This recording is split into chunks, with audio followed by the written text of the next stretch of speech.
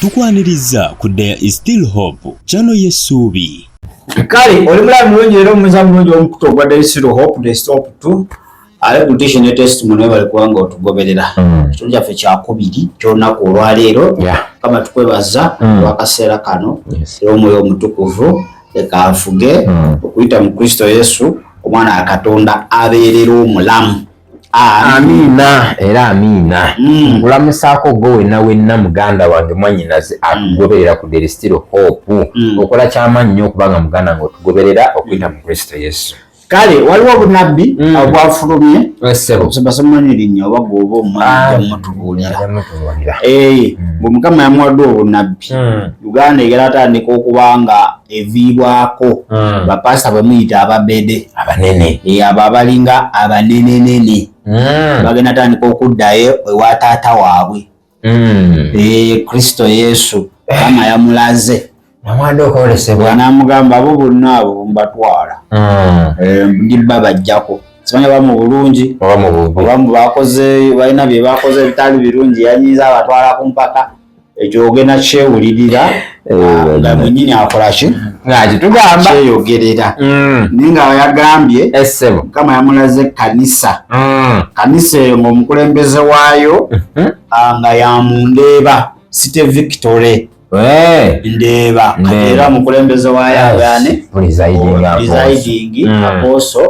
Dr. Sserwadda Joseph bagenda kufa Katonda wa Obunabbi bw'ennaku zino alwali obunabbi bwakukanga Katonda ennaku zino akanga bukanze takyakumaakuma okwagala kwa Katonda ennaku zino simanyi obunabbi bwonna bwaleeta bwakuzikiriza akuba abasanga temufollowing mwalya school fees no following ako abantu bebweru eyo waliwo prophetess obunabbi bwonna bwe balina eri amawanga eri abaweereza bwakubazikiriza buzikiriza Katonda takyalina kisa tewali budde takyasaasira ndowooza yabawanya ebbanga muganyi ate engeri gye boogera n'obuyinza nti niwoba weenenyezza teri nagenda kusonyiwa ogenda kufa era byadde olinayo chance ojja kusoma katukuwe mnyini bunabbi oyo owulirireko bwenekyawandiikibwa kino ojja kyesomera Isaaya 3:8 yatandikirawo olabe Isaaya nga bamutumye wa Ezekiya ate yali nabbi omutuufu namutumye mutuufu naye obunabbi bwakyukamu kakala ate omukyamu wajja n'obunabbi bw'obukyamu ate si kyangu nnyo bukyusa nanyi bannabbi bano balina betukangamu wajja n'obunabbi olabira ddala nga baaba kikaweddemu ayagala omuwakanyi kyayogedde kye kituufu olina kwebuuza ku ye oli ayogera ne Mukama gwe kati olindirira kuva eriyo okitegeera soka owuliriza obunabbi obwo abasabira ku Victory Omusumba muteeke mu ssaawa sawa yonna sitaani alamuza oyo sitaani alamuza kale mudakiika zijja kubeera ttaano tweyongere. So Uganda is going to begin to experience that tragedy. Uganda is going to begin to lose those big pastors that have been a big voice in the country. So I saw that prophecy and I saw him in a casket. Okay, let me try not to speak the name. What's the name of the church? Yes, okay. I saw the leader. I saw the leader of Victory Church in Indeba when he has died. And I saw his body inside the casket. And people were coming in to set their last eye onto the dead body. And I saw all these powerful pastors in Uganda coming in to put their last eye onto the body And I saw many people from all over the different countries coming in to mourn for the death of this man. And it was all over the media, and it was all over the social media, and all the televisions in Uganda.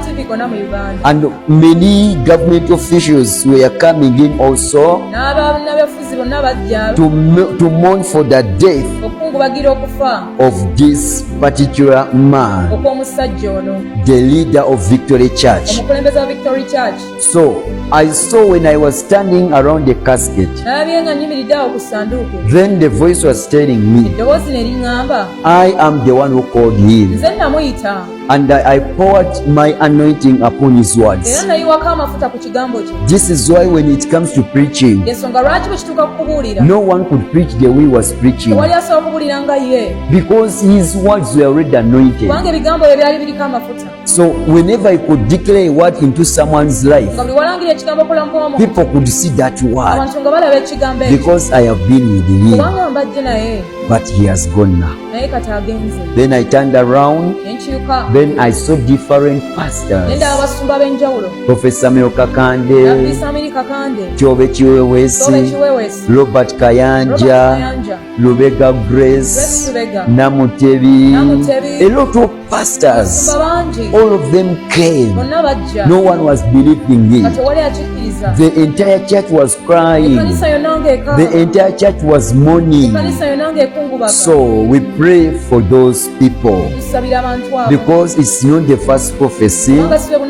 I told you about the leader of Miracle Center Kansanga, and I told you I saw the same thing when he is no more. So Uganda is going to begin to experience that thing, whereby all those old preachers, those big powerful preachers, are going to begin to go back where they came from. Things are going to change. So let us continue to pray. Me, I'm not going to be like other preachers who's going to tell you that if they go, it means it is our time to shine. It is our time also to come out. No one likes it when someone dies. No one wants to lose their beloved ones.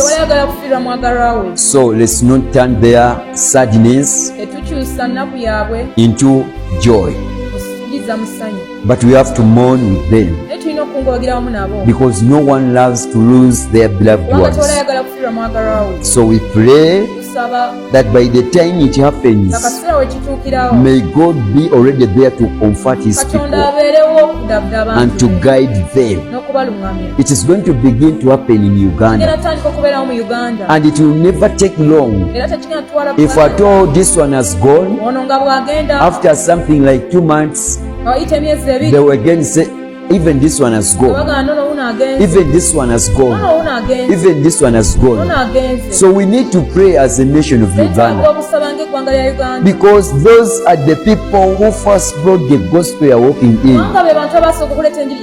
They are the people who laid the first foundation on which we are standing. Obunabbi obuwulidde bwe baleese kakati gwe oluwaddembe okukozesa discernment, okwawula the spirit of discernment, jategeera oba obunabbi butuufu oba si butuufu bwe kiri, naye okufa tteeka alyo teeka nje teeka. So kakati muntu afa tewaba nnyo mawulire namulagulako, so agamba muntu afulanga nti namulagula okufa.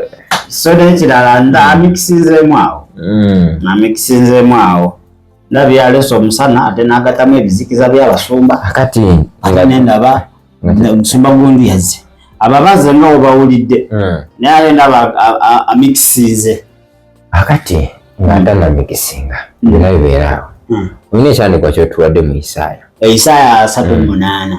Isaaya ono yali awo obunabbi ku Ezekiya, yagenda mu public mu baana ba Isirayiri n'abagamba, yagenda ku Ezekiya yennyini mbadde nteesa lwaki nabbi ono teyazi n'agamba pasita ate kati kibeerewo abantu balimetegera nti ndi nabbi tokimanyi nti awo ekkanisa ebegejja bino ebyakubala woluga ekituuli nti agenda kufa n'afa balokola abasiru mbawaliwo amafuta kituufu bakera buteezi omusajja alaba ebyobukanso okusinzira bwandikwa byatambulamu nabbi ono yagenda direct kwono weteeketeeka ogenda kola ki olina kufa lwaki pasita abanabbi teyaze n'atugambira presiding nti munnange mafuta no gagakuba naye kyenkugambye wanaafa abantu banaategeera batya nti nzaalagudde olina okuba ng'ogira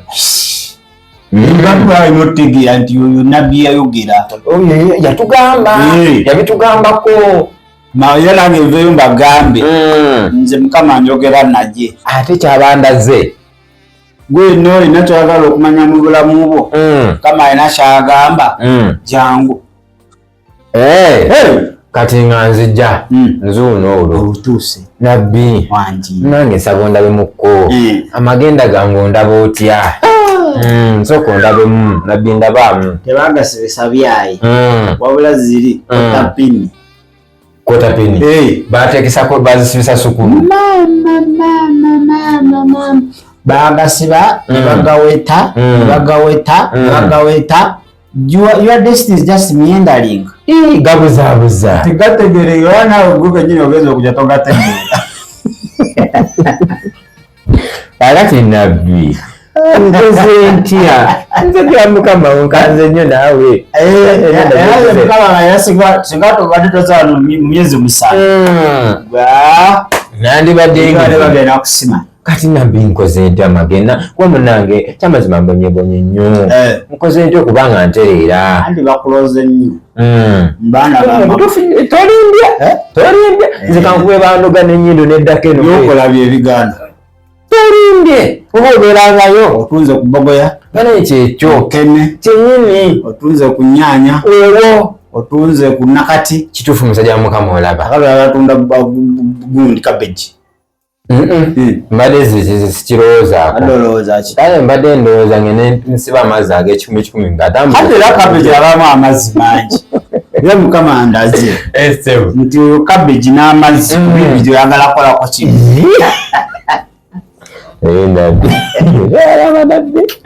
obunabbi bwaleero akomereza gamba kakati Isaac goboleeta nakuleeta Isaac wange Isaac vu kati nabbi sirina Isaac kati na Precious bwenina oba tolina Isaac olabye ati kati nze sirina Isaac nkwe nina Precious era mukama alina engeri ayinza okukikolamu ono nanfuukamu Isaac nakuwa Isaac nga simulina naye alina engeri asobola okikolamu mansi katonda lwe kitasoboka tewali kati basabgira oteekemu Isaac ate gyokumukola saddaaka ennene zisaddaaka zikutuka naze bakuweerayo ekitegeeza eno saddaaka yange ennene ejja buli obutono oliwo okuwiziyo the bigger the sacrifice the faster the deliverance jenkoma okola ogusaddaaka obunene ushaka mukama andaze ate ekirala mukama andaze ekirala kyabadde tomanyi isharaba kushikitira musajja wa Katonda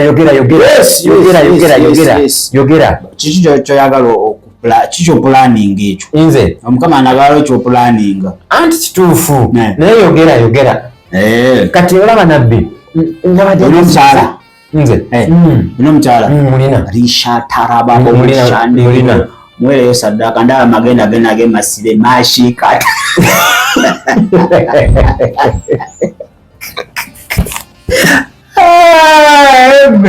bayiyo kutabula nebadaga otuuka ekiseera nibajjajja baba bafa baweereddeyo saddaaka abafa maama nti bebakusuumu bebafaako ekizibu wayo saddaaka mukama abasonyiwe ebibi byabwe ate mba temanyi baakira anti mukama abasonyiwe otomanyi nti awala anataba ku mulembe ogwokuna olumu gwakubiri byakatandika Tegeza mbuzayo mirala. Ovano gena kuwangato. Nze nabbi atalemererwa. Bamwita Sserwadda. Sserwadda. Kakati Essebo. ezoke yakyukira ekisenge. Obunabbi bwali butuufu nnyo naye ate neegaya amaaso ga Katonda.